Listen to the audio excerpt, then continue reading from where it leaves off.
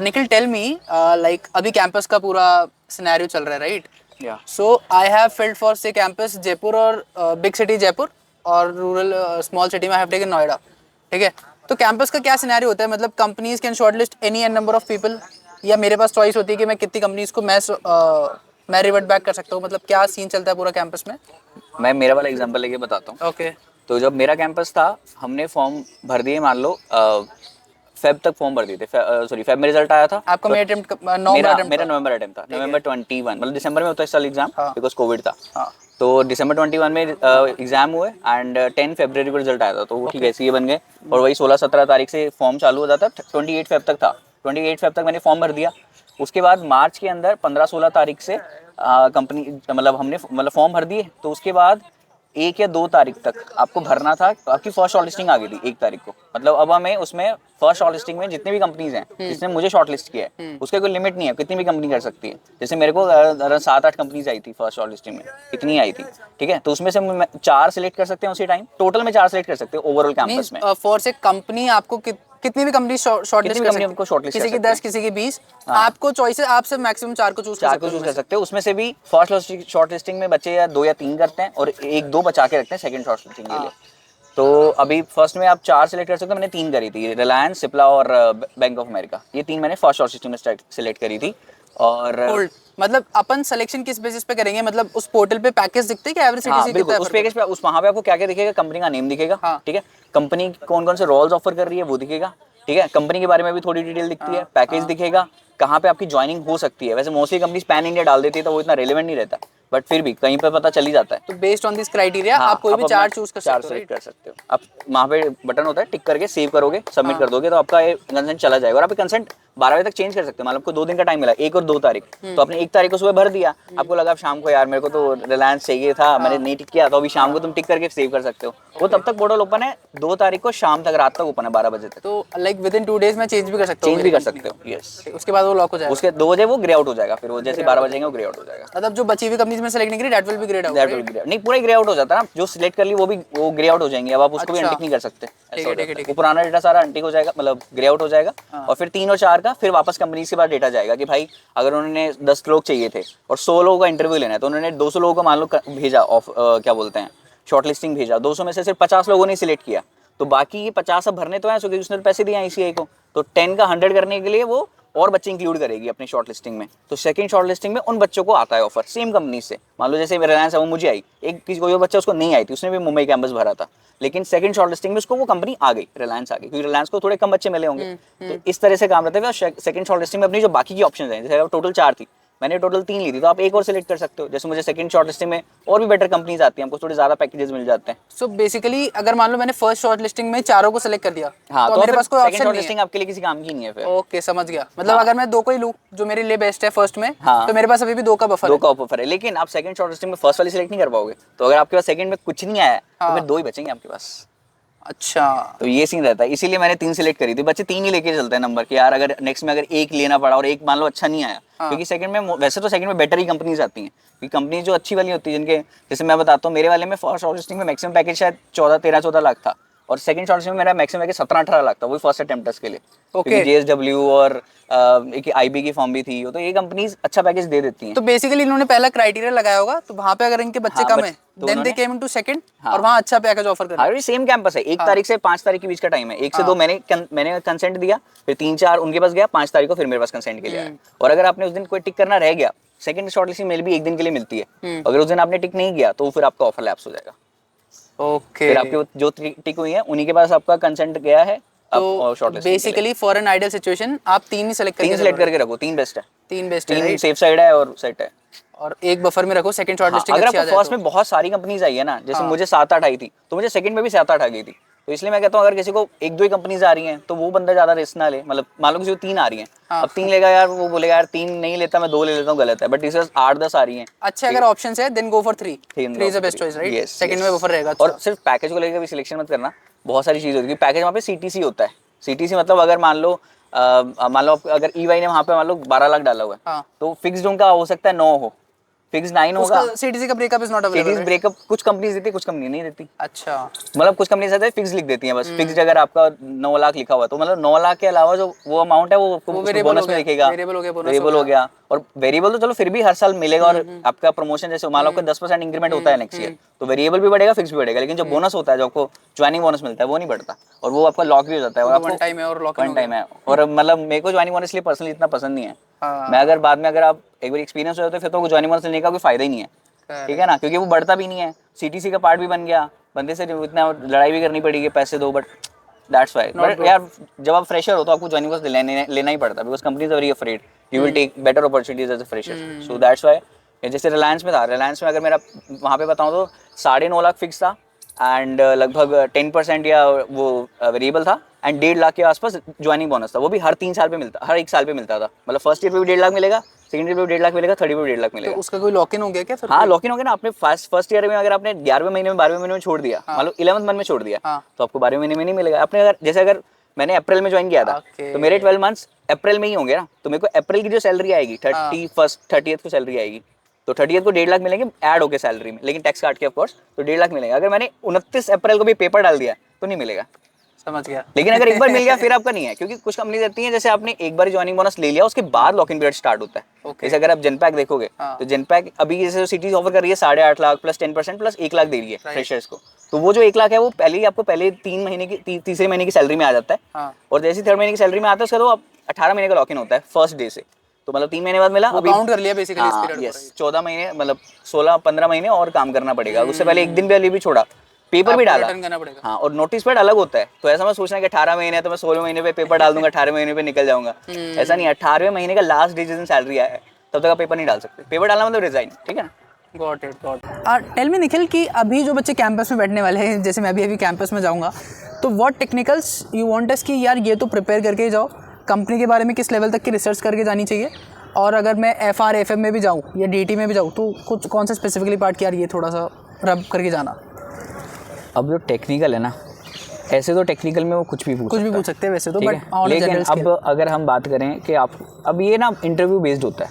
अब जैसे अगर आप कैंपस में जाओगे तो कैंपस में आपको एक्चुअली पता नहीं होता कि वो कौन से रोल के लिए आपको इंटरव्यू लेने वाले हैं। वो आपसे पूछेंगे कि अगर आप रिलायंस में जा रहे हो तो आपको बोलेंगे अच्छा अकाउंट्स है, फिर मतलब आपको बोलेंगे FR में आपका काम है या टैक्स में आपका काम है, DT IDT, उसमें सब टिक कराएंगे और आप प्रेफरेंस लिखवाएंगे 1 2 3 4, बट वो किसी काम का नहीं होता, वो अपने हिसाब से करते हैं, ठीक है।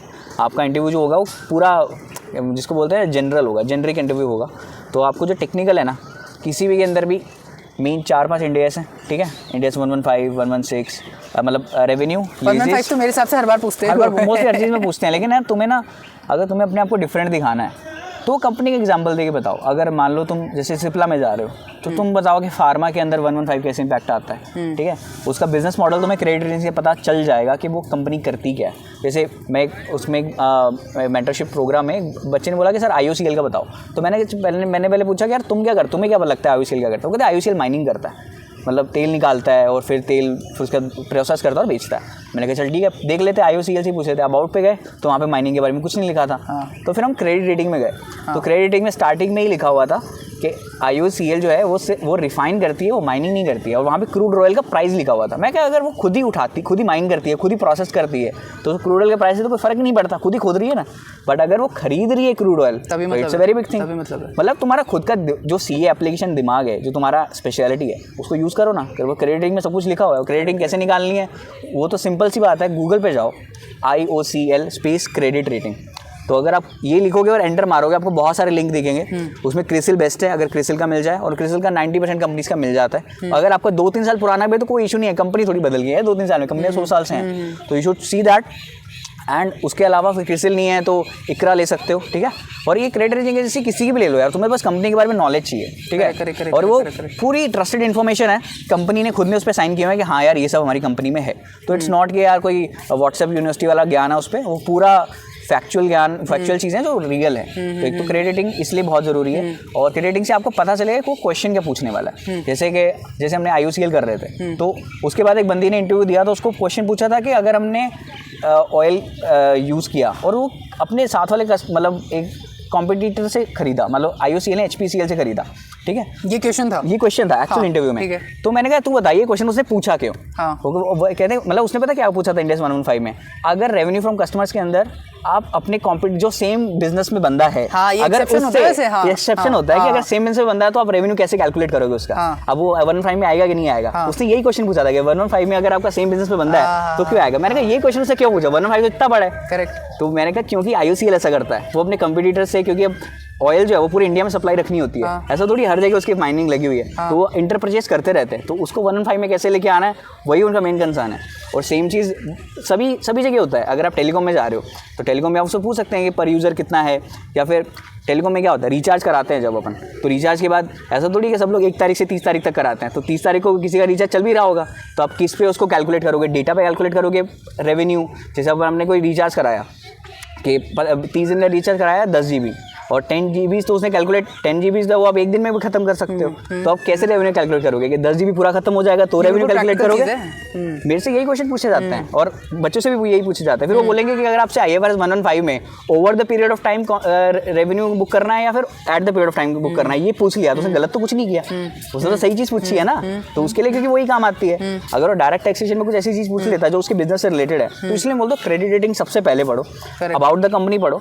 अगर वो कंपनी है उसका बिजनेस मॉडल समझो, मैं तो चार्ट बनाता हूँ पूरा कि वो कंपनी कहाँ से क्या उठाती है, क्या बेचती है, क्या प्रोसेसिंग करती है, ठीक है। अब मैंने बोला कि यार अगर कंपनी गवर्नमेंट कंपनी को बेच रही है सामान, ठीक है, तो उसके अंदर उसका क्या इंपैक्ट रहेगा अकाउंटिंग और टैक्सेशन में, TDS लगेगा, जैसे GST का TDS होता है वो लगता है अगर आप गवर्नमेंट कंपनी से खरीद रही है बेच रही है। मैं कहा IOCL में वो क्वेश्चन भी था, तो मैंने कहा ये क्यों पूछा, कह रहे क्योंकि जो IOCL है जब वो खरीदती है मतलब कुछ भी करेगी तो जो भी बचता है अगर रिफाइनिंग करने के बाद वो डांबर वगैरह बचता है तो गवर्नमेंट कंपनी को तो बेचती है। मतलब आपको इस लेवल पे आके बिजनेस की अंडरस्टैंडिंग होनी चाहिए कि सामने वाला बोले भाई क्या आदमी है, इसको तो हमारे बिजनेस का इतना कुछ पता है। तो जिस लेवल का जब आपको अंडरस्टैंडिंग हो जाएगा तो मुझे नहीं लगता वो ये बोलेगा यार तुम्हें तो ये नहीं पता वो नहीं पता। आई थिंक तुम्हें सब पता होगा कि वो क्वेश्चन वही पूछने वाला है। इतना बड़ा सिलेबस में उसका सिलेक्शन का क्राइटेरिया ये रहता है कि उसके बिजनेस में वो क्या यूज़ कर रहा है, वो पूरा दिन बैठा है प्रोडक्शन में।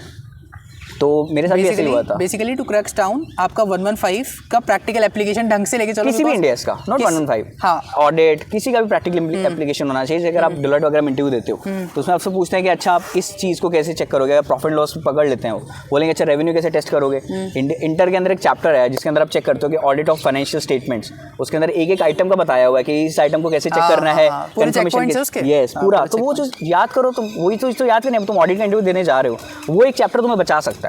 सिर्फ वो एक सिंगल चैप्टर तुम पढ़ लो इंटर का और तुम्हारा सब कुछ क्लियर है, तुम्हारा बेसिक्स क्लियर हो जाएंगे उससे, और वो तुम्हें पढ़ के जाना चाहिए। तो बेसिकली आप अपना JD देख लो। हाँ, JD से यार इतना कुछ पता नहीं चलता एक्चुअली, बता रहा हूँ आपको। JD में वो लोग दुनिया भर की चीज़ें डाल देते हैं, ठीक है, बोल देंगे तुम फाइनेंस में भी जाओगे, बोल देंगे डायरेक्ट DT में भी जाओगे, IDT में जाओगे, होता तुम्हारा कुछ भी नहीं है। JD मुझे जो कैंपस में आता है वो तो कतई बेकार होता है, ठीक है, उसमें बहुत जेनरिक देते हैं। बेस्ट है तुम कंपनी के बारे में जानो और कंपनी किस चीज़ की हायरिंग कर रही थी पिछले रोल में। जैसे मैं जब था, मैं रिलायंस में था, ठीक है, तो अभी जैसे टेक्नो रोल की हायरिंग कर रही थी, तो टेक्नो रोल की हायरिंग क्यों कर रही है वो मैंने जानने की कोशिश किया। Reliance is going into automation, Reliance is going to green energy, तो मतलब अब ये सब कर रही है तो तुम वही सब करोगे ना। ESG प्रोफाइल चेक करेगी वो। अब उन्होंने मुझसे क्वेश्चन पूछ लिया था एक इंटरव्यू में कि ESG प्रोफाइल के हिसाब से क्या डिस्क्लोजर्स है जो IFRS में है। अब वो क्यों पूछ रहे हैं, because company is going into that thing. Company का बिजनेस जान लोगे तो आई डोंट थिंक सो तुम्हें पता करने की जरूरत पड़ेगी कि सिलेबस में तुम्हें क्या पढ़ना है, वो तो तुम्हें खुद से पता चलेगा, खुद से तुम जाओगे। You had to make that interviewer believe कि तुम्हें उससे ज़्यादा मतलब ज़्यादा इंटरेस्ट है कंपनी में, इंटरेस्ट है, आप उसको ज्वाइन करना चाहते हो। तो अभी 4 कंपनी जो मेरे को सिलेक्ट हुई, मतलब जो मैंने सिलेक्ट करी, एक तो खुद से ही हो गई। First is Reliance, then Cipla, then bank of America, और फोर्थ क्योंकि मेरा कुछ नहीं हुआ था तो ICICI। कूल। तो ये 4 कंपनीज अब मेरे को आ गई, मतलब अब इनका इंटरव्यू लिंक्स भी आ गए थे मुझे, क्योंकि बच्चों को आ रहा था कि इंटरव्यू लिंक्स नहीं आ रहे, मेरे को तो सबके आ गए थे। तो अभी मैं इस पर कंफर्म नहीं कर सकता, बट हाँ मैंने देखा बच्चों के साथ तो मेंटरशिप जर्नी में। तो अभी 4 कंपनीज आ गई। फर्स्ट डे में मेरे 3 इंटरव्यूज़ थे, रिलायंस, सिप्ला और ICICI, और रिलायंस और सिप्ला क्लैश हो गए थे, और आपके भी हो सकते हैं, लेकिन अब फिजिकल इंटरव्यू में इसके चांसेस थोड़े कम रहते हैं। फिजिकल में तो हाँ, फिजिकल में बहुत कम रहते हैं, क्योंकि उन्हें पता है बच्चा गया हुआ तो एक बार दूसरे का ले लो। बट वर्चुअल में ऐसा नहीं होता, वर्चुअल में बच्चों को कॉल करके उठाना पड़ता है कि भाई आ जाओ, और वो भी बेचारा रेडी नहीं होता ना। अब 11 बजे उसका इंटरव्यू आते तो लेकिन 10 बजे आ जा तू, बट वहाँ तो वो 9 बजे पहुँच जाएगा फिजिकल इंटरव्यू में। तो आई थिंक सो ये इशू आपके साथ तो नहीं आएगा फिजिकल में। तो अभी ये सिप्ला मेरा इंटरव्यू जो है, मैंने एक लैपटॉप बंद कर दिया बिकॉज दोनों क्लैश हो रहे थे, तो मैंने दोनों में लॉगिन किया, बट जैसे ही थोड़ा प्रॉब्लम आने लगा तो मैंने एक लैपटॉप बंद कर दिया और दूसरा इंटरव्यू कंटिन्यू किया। सिप्ला और रिलायंस में क्लैश हो गया टाइमिंग का, राइट? यस, सेम टाइमिंग पे हो गया, वो भी क्योंकि पोस्टपोन हो गया था, नहीं तो मैं एक्चुअली क्लैश नहीं कर रहा था। तो अब जो क्लैश हो गया तो मैंने एक इंटरव्यू दिया। अब मैंने कौन सा दिया है मुझे याद नहीं है पहले, बट फिर मैंने जब जैसे सिप्ला का मेरा जो इंटरव्यू था वो बहुत गंदा हुआ था, उनका टेक्निकल बहुत स्ट्रॉन्ग था, मतलब वो टेक्निकल जो मांग रहे थे मेरे से वो नहीं था, क्योंकि मैंने 3 महीने एग्जाम के बाद कौन पढ़ता है, नहीं पढ़ते। What all they asked generally, कुछ याद है आपको सिप्ला में? बहुत अच्छे क्वेश्चंस पूछे थे, जितने भी IFRS है उनका प्रैक्टिकल इंप्लीकेशन पूछ रहे थे। IFRS ये तो कोर्स में नहीं है। कोर्स में है IFRS, क्यों नहीं है कोर्स में यार? We studied Ind AS, but we studied the differences between Ind AS and IFRS. So it is not the case and they are looking for IFRS guy. तो Ind AS भी पूछ लेते वो, कह रहे फर्क ही क्या Ind AS में, 10% तो फर्क है, वो तो तुम्हें पता होना चाहिए। थोड़ा सा कन्वर्स्ड है बस। हाँ, तो बस फिर तो इसलिए तुम बोल नहीं सकते कि तुम IFRS, उन्होंने बोला IFRS 1.5 बताओ, तो बेसिक तो मैंने बता दिया, 5 स्टेप्स हैं, ये है वो है, बट वो एक चीज़ पे अटक गई कि कॉन्ट्रैक्ट कैसे, आप कॉन्ट्रैक्ट कैसे करते हो, कितने कॉन्ट्रैक्ट्स हैं, सिंगल कॉन्ट्रैक्ट है, मल्टीपल कॉन्ट्रैक्ट है, उसका मुझे कंडीशन याद था, और एग्जाम्पल जो मैं दे रहा हूँ वो बैठ ही नहीं रहा था, और वो लोग तो धड़ाधड़ आगे से आगे जो मैं बोलूँ उसका गलत सिनेरियो बना दें, और वो जो उन्होंने पहले इंडियस में लपेटा, फिर उसके बाद डायरेक्ट टैक्स में मेरे को कुछ याद नहीं था, क्योंकि मैं चंडीगढ़ में था, इंडस्ट्रियल ट्रेनिंग कर रहा था। जैसे मेरा 16 तारीख को पेपर खत्म हुआ, मैं 18 तारीख को चंडीगढ़ में ड्यूटी कर रहा था, ठीक है, और इतना प्रेशर आया 16 दिन भयंकर वाला पढ़ाई करके, और तुम सीधा ऑफिस चले गए, उसके बाद तुम्हें बोलेंगे इंटरव्यू दे दो, नहीं होता। और मार्च के अंदर मेरी इंडस्ट्रियल ट्रेनिंग खत्म हो चुकी थी, मतलब मेरी 128 फरवरी को खत्म हो गई थी, बट फिर भी यार 12 दिन में मेरे बुक्स भी नहीं थी, मैं कुछ क्यों बुक्स लेके आऊँगा। तो मैंने कहा मैं तो सिर्फ उस पर खेलूँगा, मेरे को इतना कॉन्फिडेंस आ गया था, मैं कहा फर्स्ट टाइम में हूँ, मैं जब से फर्स्ट टाइम मेरा क्लियर हुआ था, आई वाज सो हैप्पी, मेरे को कुछ चाहिए नहीं था, मैं कहा अब तो नहीं भी होगा तो चल जाएगा मेरे को। मेरा ऑफ कैंपस भी बहुत अच्छा रिप्लाई आ रहा था, मुझे बहुत अच्छा रिस्पॉन्स था, मैं कहा कोई इशू नहीं है। तो इसलिए ये जो कॉन्फिडेंस है ना, इसी ने मुझे हेल्प किया। मैंने बोला कि यार मेरे को नहीं आता टेक्निकल, ये भी नहीं आता, ये भी नहीं आता, ये भी नहीं आता, तो फिर कह रहे तू आया क्यों इंटरव्यू में? तो मैंने बोला यार मेरे को सिप्ला बहुत पसंद है। कहते क्यों पसंद है? तो लेकिन मैंने उस टाइम में नहीं बताया कि मैं पहले रिजेक्ट हो चुका हूँ सिप्ला में, बिकॉज आई थोड़ी यार कोई HR बाद में ये ना सोच ले। हाँ नहीं, पर HR कभी भी ऐसा कर देता कि आपका पहले इंटरव्यू हो चुका है, उसको लगा CA के बाद हुआ, कन्फ्यूजन कुछ भी हो सकता है। तो मैंने बोला मेरे को सिप्ला इसलिए पसंद है कि तुम फार्मा में हो, और तुम्हारा मुझे बिजनेस मॉडल पसंद है, तुम्हारा जो ग्रोथ है वो बहुत पसंद है, और सिप्ला एक्चुअली में ग्रो बहुत अच्छा कर रहा है, और उस टाइम में भी कर रहा था। मैंने क्रेडिट रेटिंग पढ़ी थी, और मैं तो क्रेडिटिंग मतलब मेरा 1 साल से काम ही था, मैं क्रेडिटिंग पढ़ के एनालिसिस करता था।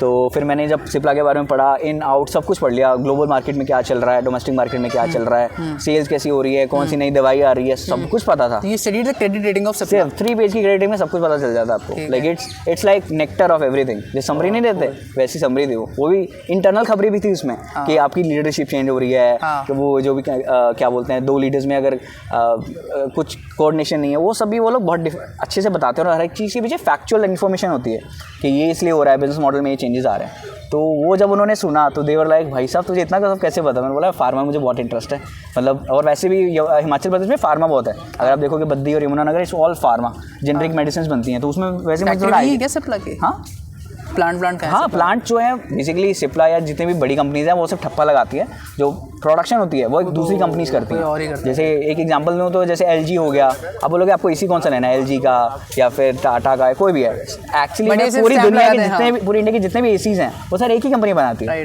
मतलब सिर्फ सिंगल कंपनी बनाती है, बस फर्क रहता है कि चलो थोड़ा महंगा बनाना तो ये अच्छा मटेरियल डाल दो, सबका सेम है। अंदर अगर आप खोल के देखोगे अपना AC तो सेम ही कंपनी का ठप्पा मिलेगा आपको।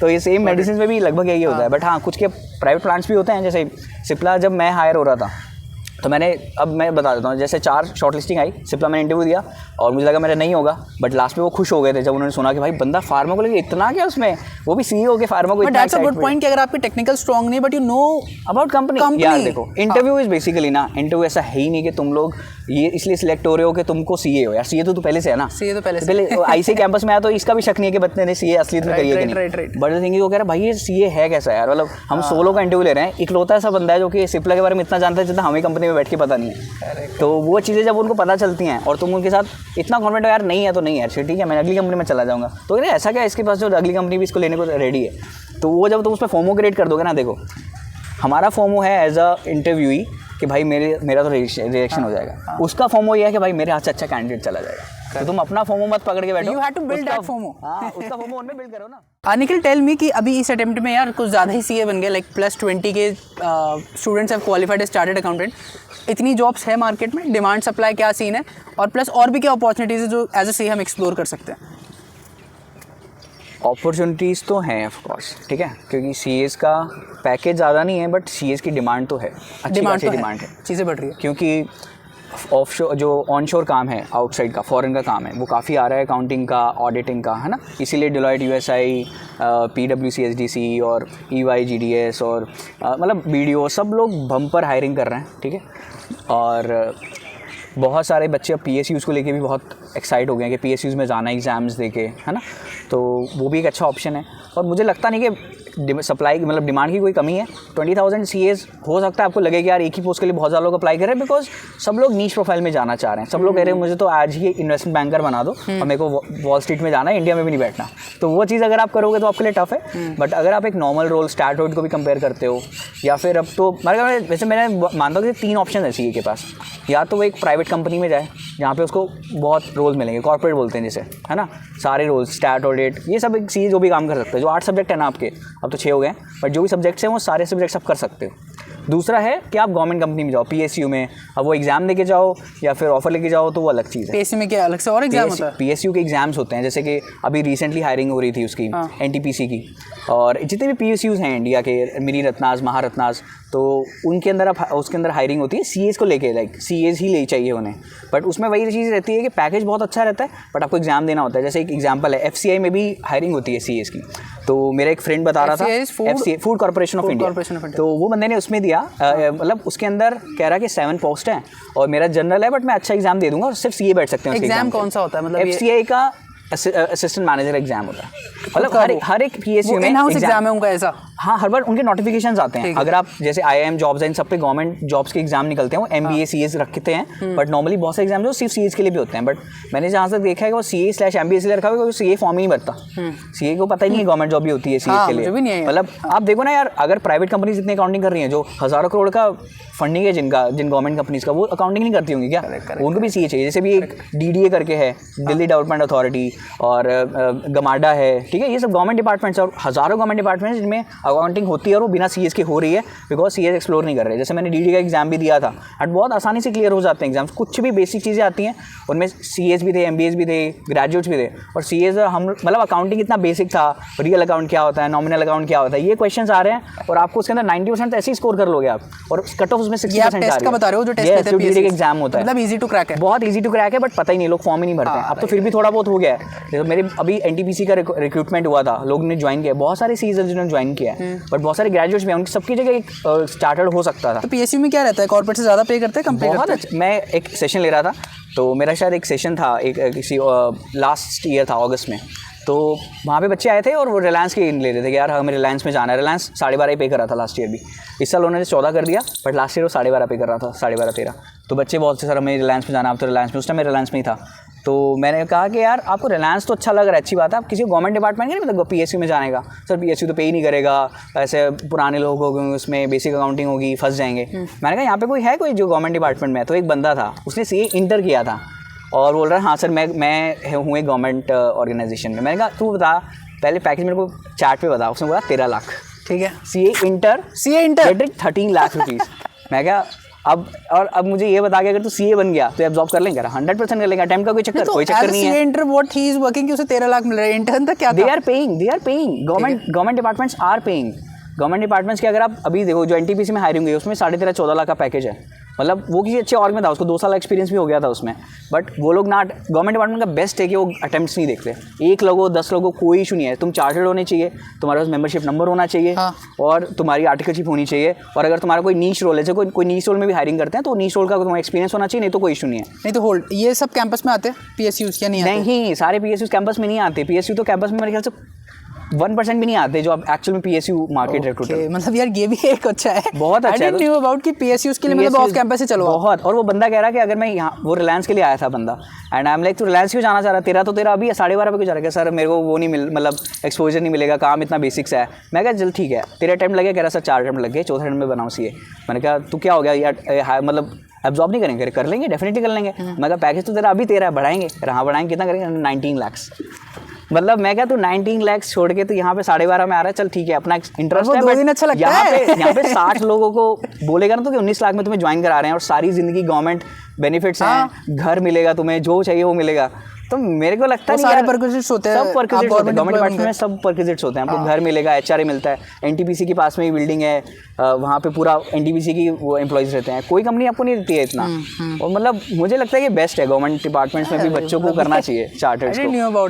मतलब मैं तो उस टाइम पे बहुत, तो आपने ट्राई नहीं किया PSU? मैंने बहुत जगह ट्राई किया, बट मुझे भी इंटरेस्ट नहीं आया। मतलब आई वांट थोड़ा और ज़्यादा टाइम लूँ मैं कॉर्पोरेट में, क्योंकि एक बार गवर्नमेंट डिपार्टमेंट में चले गए then you want to stay there for 5 years। Settle हो तो वो मैं चाहता हूँ कि अगर मैं जैसे कोई अपना लाइफ में ऐसी जगह पे आऊँ जब मुझे एक कंपनी में स्टे करना पड़े, जैसे मान लो मैरिज होती है या फिर उसके बाद फिर अगर आप फैमिली एक्सटेंड करते हो तो उस टाइम पे यू वांट स्टेबिलिटी, तो that time government job is more preferable. अभी थोड़ा एजिलिटी है तो नया नया मार्केट देख लेते हैं। अभी मैंने इंडिया मार्केट देखा है, अभी मैं ऑस्ट्रेलिया में काम कर रहा हूँ, तो आई वांट डिफरेंट कंट्रीज थोड़ा एक्सप्लोर करते हैं। अगर फॉरेन ट्रिप भी करना है तो अभी कर लेते हैं। एक बार आप मैरिज हो जाते हो उसके तो डोर्स हमेशा तो ओपन है। गवर्नमेंट जॉब आप 30 तक ले सकते हो। मेरी अभी इतनी एज तो नहीं हुई है, तो आराम से आप लास्ट के 2-3 साल में भी ट्राई करोगे। ले सकते हो, मतलब ऐसा एज लिमिट है वहाँ पे? हाँ, या पीएसयू में ऐसा रहता है, एज लिमिट रहता है, 30 तक ही एक कंपनी में अप्लाई कर सकते हो। मोस्टली में 30 रहता है। बस फिर आप कंटिन्यू करो उसमें, उसके बाद फिर आप कंटिन्यू कर लो, नहीं तो 5 साल बाद आपको कोई भी कंपनी अब्जॉर्ब कर लेती है उसकी सेम इंडस्ट्री में। अगर आप किसी कंपनी में जाते हो, मान लो एनटीपीसी में जा रहे हो, या फिर आप अगर किसी पेट्रोलियम कंपनी में जा रहे हो पीएसयू, तो आप रिलायंस आपको अब्जॉर्ब कर लेता है।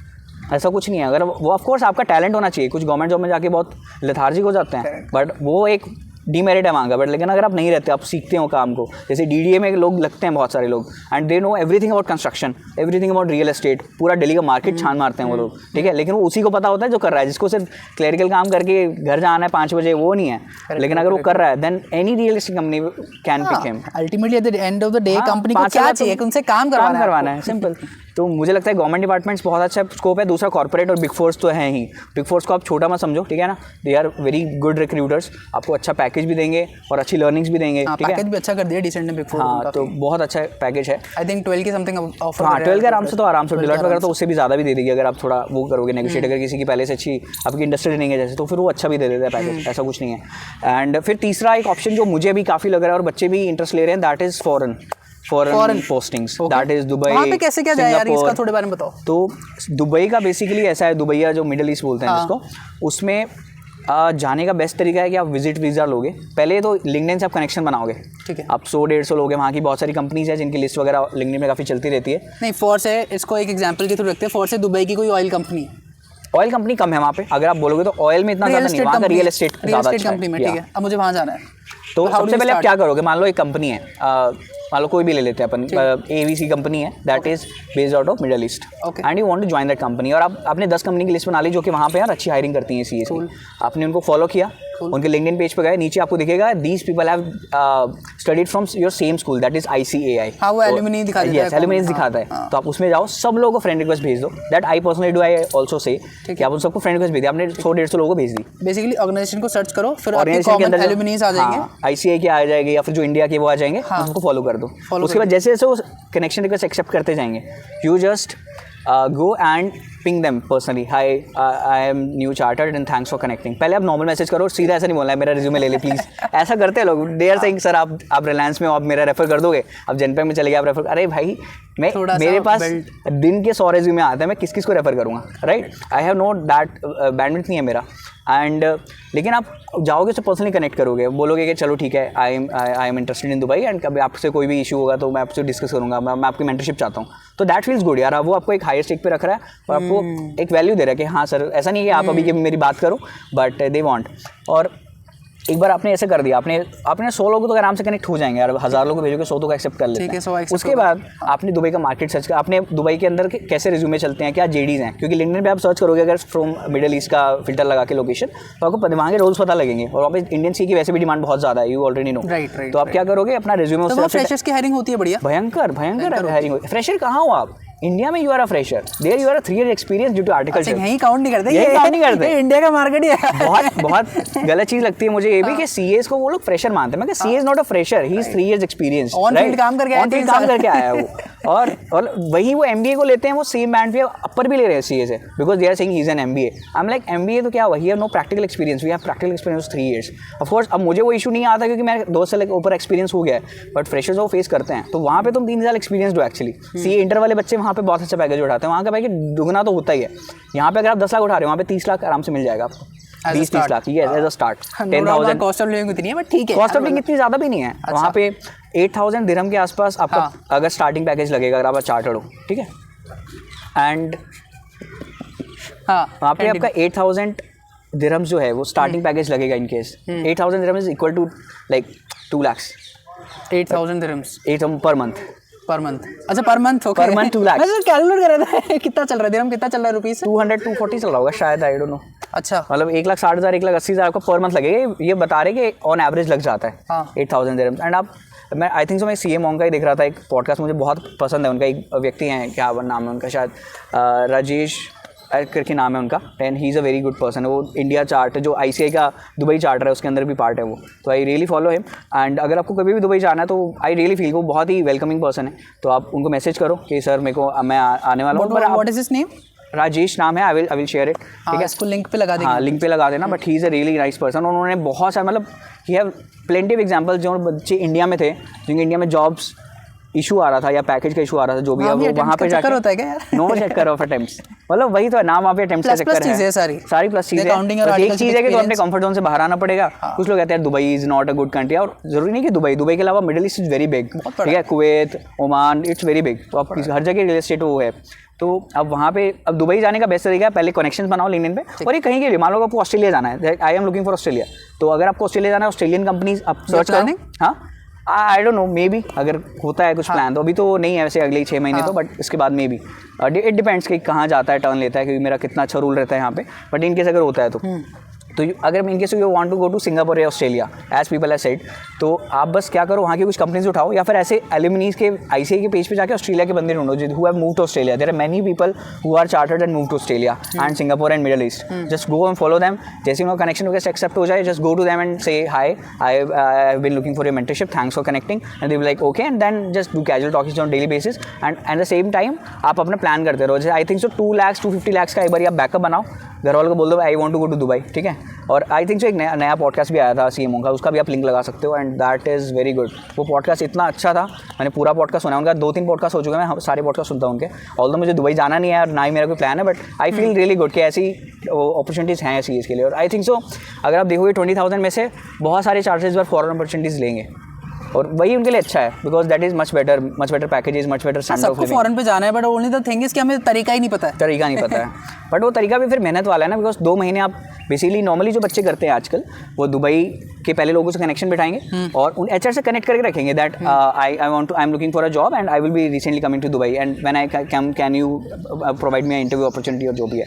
तो आप यहाँ से पहले आपको विजिट वीज़ा लेके 60 दिन का या 90 दिन का दुबई जाना पड़ेगा। It will cost you around total 2 lakh rupees में आपका वहाँ पे 2 महीने रहने का भी खर्चा उसी में हो जाएगा, मतलब 15-20 हज़ार आने जाने का, 2 लाख रुपए का तो बफर रखो वहाँ जाने 2 लाख टोटल है आपका, 2 लाख आपका इन हैंड, और बाकी आप वीज़ा लगवा के यहाँ से, जैसे विजिट वीज़ा जाते हैं ना, ट्रैवल वीज़ा जाते हैं, सेम वीज़ा लेके वहाँ जाओ, और वहाँ पे आप जाते ही एक जो एग्जिस्टिंग CAs है उनसे बात करो, आपको अकोमोडेशन वगैरह दिलवा देंगे, या अगर आप 2-3 लोग जाते हो तो फिर तो वो इशू ही नहीं है, क्योंकि आप 2-3 के एक्सपेंसेस वहाँ पे सबसे बड़ा एक्सपेंस रेंट का है।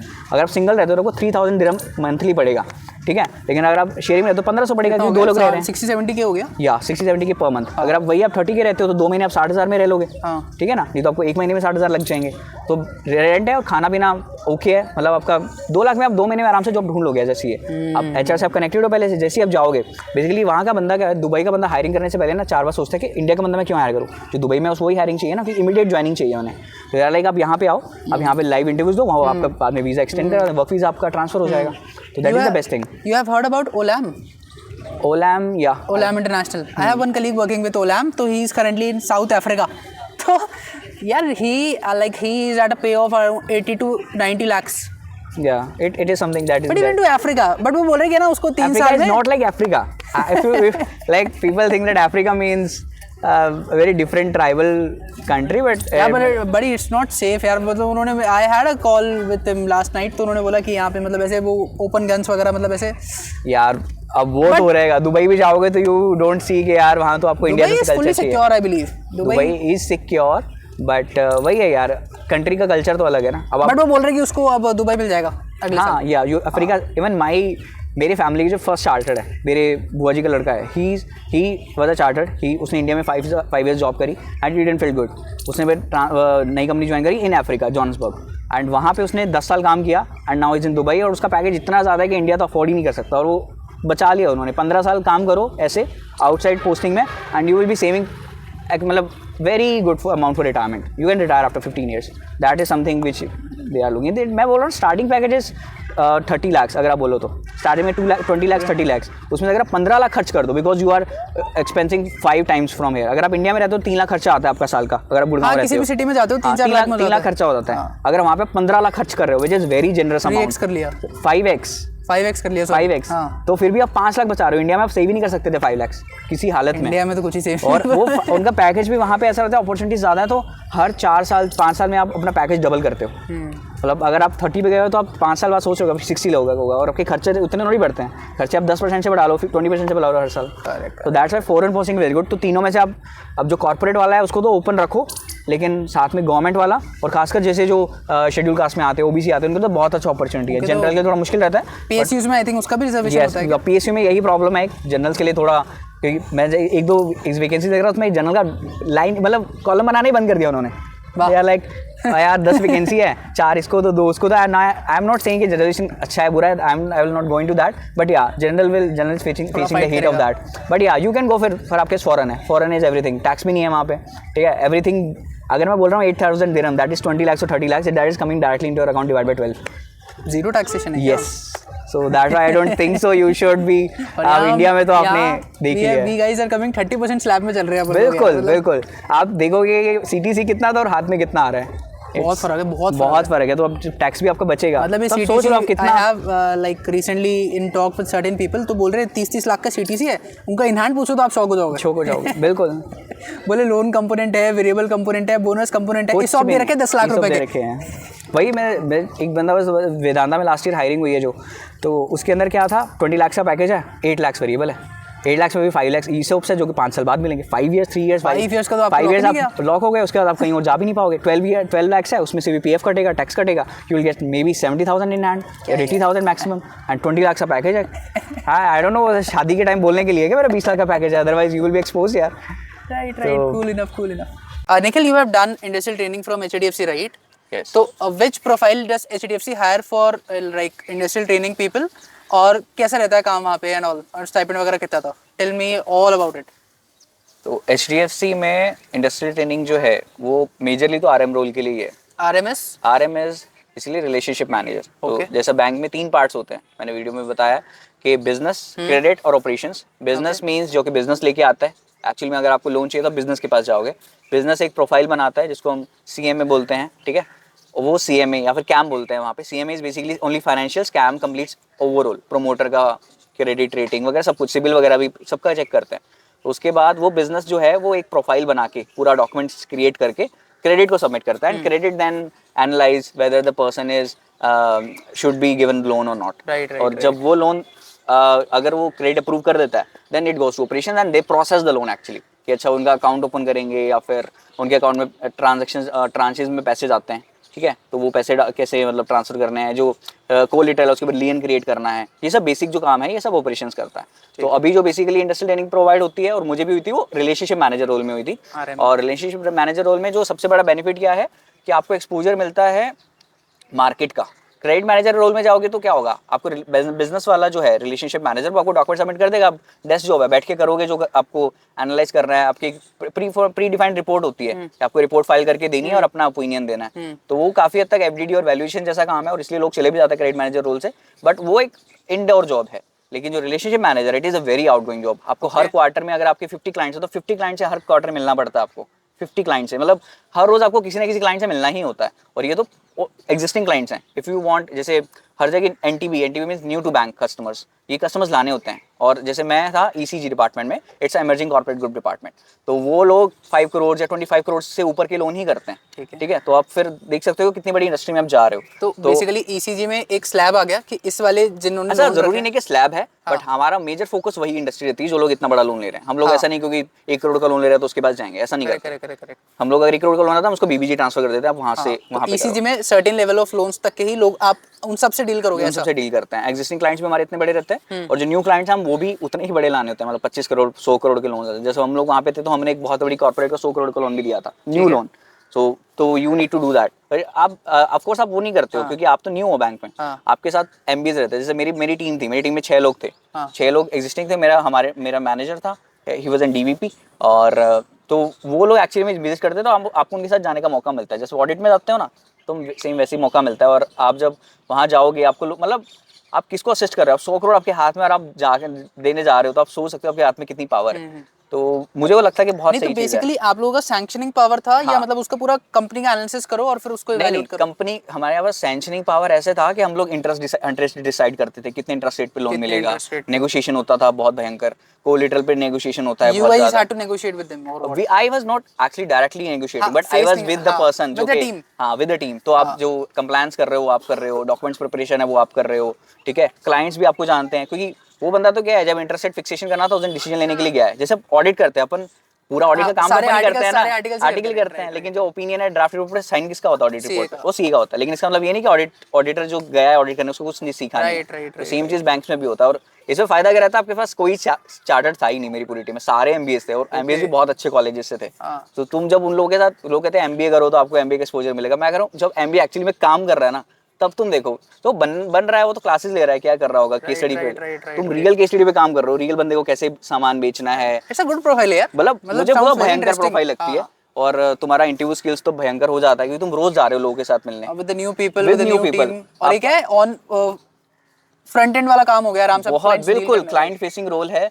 और जैसे नॉर्मली ऑडिट में क्या होता है, आप ऑडिट में ऑडिटर होते हो तो क्लाइंट आपको वैसे ही बचा के रखता है हर चीज़ से, लेकिन इसमें आप पूरा मार्केट के अंदर कूदते हो, आपको दूसरे लोगों से डील करना है। एक बार ऐसा हुआ था कि हम लोग एक क्लाइंट के पास गए थे और सेम डे दूसरे बैंक की टीम भी आ रखी थी। ठीक है, मतलब literally it for was loan like, purpose. हाँ फॉर लोन पर्पस, हाँ, ऑफ कोर्स ठीक दैट है। Company was looking for a loan. हाँ एंड हम लोग भी गए हैं, वो लोग भी गए हैं, जैसा मूवीज में नहीं होता दो लोग आ रहे हैं हाँ। एक सेम क्लाइंट पे।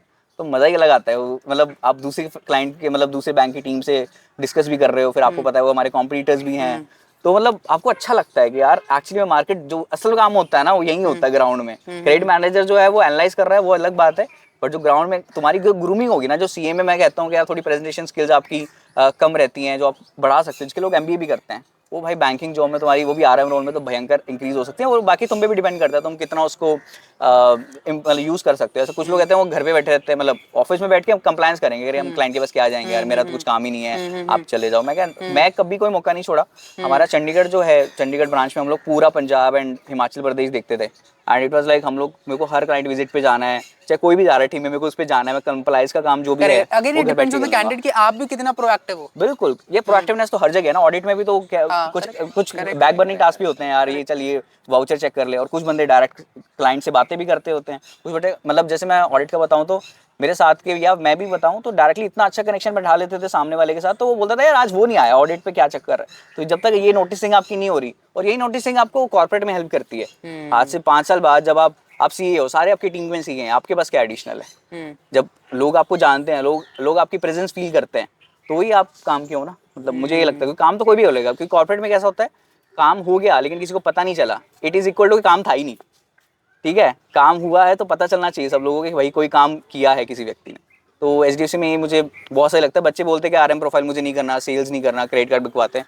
मैं कहा तुम क्रेडिट कार्ड बेचने वाले मत जाओ ना, तुम जाओ 25 करोड़ का लोन, 100 करोड़ का लोन जो देते हैं, you will get the connections, you will get, मतलब वहां से मैंने कई लोग कितने देखे अच्छे जो कनेक्ट्स प्रैक्टिस में बनते भी हैं जाते हैं। बिकॉज आपके इतने सारे क्लाइंट्स हैं, बिल्कुल। कनेक्ट्स आपके हर जगह तो होंगे। सोचो अगर आप 100 करोड़ का लोन का क्लाइंट हैंडल कर रहे हो, हाँ अगर वो क्लाइंट आपके पास प्रैक्टिस में आ गया, हाँ, तो ऐसे 10-15 क्लाइंट से आपकी प्रैक्टिस चल जाएगी। राइट तो अगर आपका राइट प्रैक्टिस का होया तो वो भी मुझे आरएम रोल के लिए अच्छा लगता जॉब है। के लिए भी ठीक है, जॉब के लिए तो बिकॉज बहुत ही ऑल अच्छा दे है। आर वेरी गुड और कंपनीज नो, जो आप एचडीएफसी नेम में दे ऐसा रहे है कि अगर आप बाकी कंपनीज में देखोगे तो क्या होता है, अगर आप सीए नहीं हुआ या फिर आपका अटेम्प्ट लग गया, वो कंपनीज आपको हायर करने में आनाकानी करती हैं। लेकिन एचडीएफसी ऐसा बिल्कुल भी नहीं है, मतलब बैंकिंग में भी ऐसा ऑल टुगेदर ऐसा नहीं है। ऑफ कोर्स सीए बनोगे तो आप डायरेक्टली एक डीएम लेवल पे बंदे आ जाओगे, लेकिन अगर आपने काम किया है 2 साल, ठीक है, 1 साल काम किया है, अब तो 1.5 साल की होगी आर्टिकलशिप इंडस्ट्रियल ट्रेनिंग, तो अगर आपने 1.5 साल 2 साल काम किया है तो बैंक आपको वैल्यू करता है। बैंक बोलेगा आप रुक जाओ, कोई इशू नहीं, हम आपको 30,000 तो भी दे रहे थे, 20-30,000, 20,000 स्टाइपेंड था मेरा उस टाइम, एंड अभी 30,000 हो चुका है आई थिंक सो। डिसेंट तो है यार। हाँ, तो और अगर आप एज एम्प्लॉय जाते हो तो 40,000 भी आपको दे देंगे, 50,000 भी दे देंगे।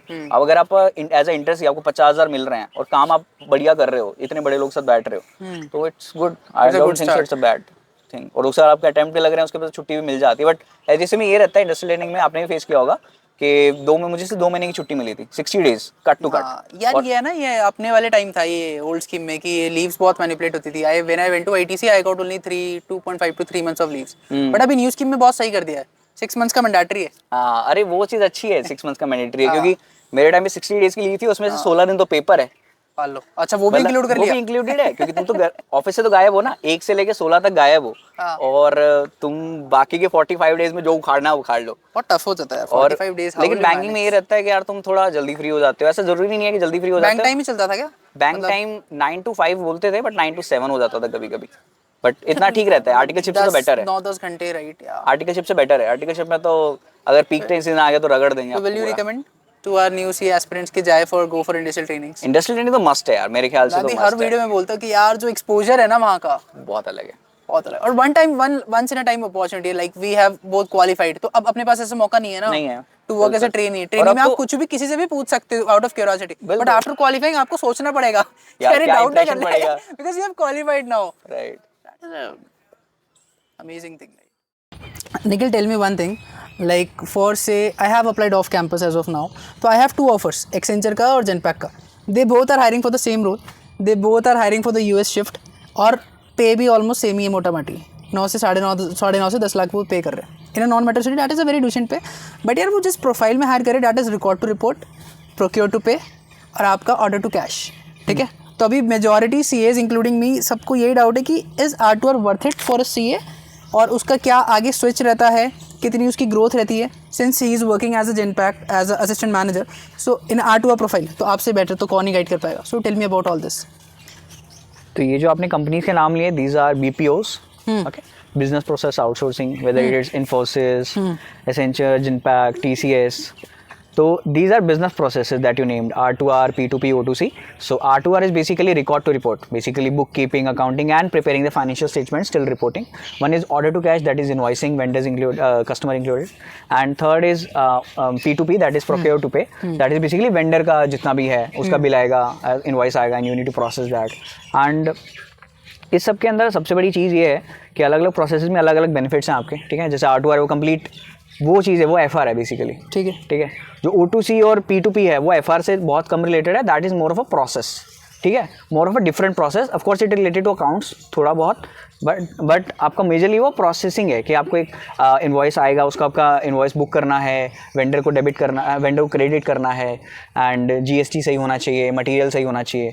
और जब आप ये भी कोई भी BPO ज्वाइन करोगे, आप एक मैनेजमेंट ट्रेनिंग ज्वाइन करोगे, जैसे जिनपैक्ट में मैनेजमेंट ट्रेनिंग मिलता है, एसेंचर में भी सेम ही लेवल मिलता है, सब जगह सेम है, एनालिस्ट मिलता है। हाँ वही लेवल है। हाँ, लेवल सेम है। तो अभी इस सब के अंदर क्या चीज़ है, आपको पूरा जो इंटरेस्ट है वो फॉरेन कंट्री का मिलेगा। वैसे हमने बोला US शिफ्ट मिल रहा है, ऐसा ज़रूरी नहीं है सारी शिफ्ट्स ओपन होती हैं। जैसे ऑस्ट्रेलिया शिफ्ट है या फिर यूरोप शिफ्ट है। जैसे मैं बता देता हूँ, किसी को नहीं पता, तो Australia shift is basically morning shift, morning 5 o'clock to 1 o'clock। Best time है, बेस्ट टाइम है। And Europe is, and Malaysia, Singapore is just 1 hour आगे पीछे। लेकिन जो यूरोप है that is something different, that is 10 or 11 to 8 or 9। तो ये दिन का शिफ्ट हो गया। एंड एक नॉर्थ अमेरिका शिफ्ट बोलते हैं, जैसे जिसमें अमेरिका, मेक्सिको, कोस्टा रिका जो अभी हमें दे रहे हैं, that is basically 5:30 to 2:30 AM। Yes, and 2:30 भी आपका एग्जिट होगा, ऐसा जरूरी नहीं है। And the thing is you need to go to office. Exactly, वो ऑफिस है। That's why it's something not very preferable for people, because आपको रोज शाम को 6:30 आना है, सुबह 2:30 बजे आना है। ऑफकोर्स आपको कैब फैसिलिटी मिलता है कि आप आने जाने का, कभी कभी आपको जिससे कुछ कंपनीज में आपको ब्रेकफास्ट या लंच डिनर भी मिलता है।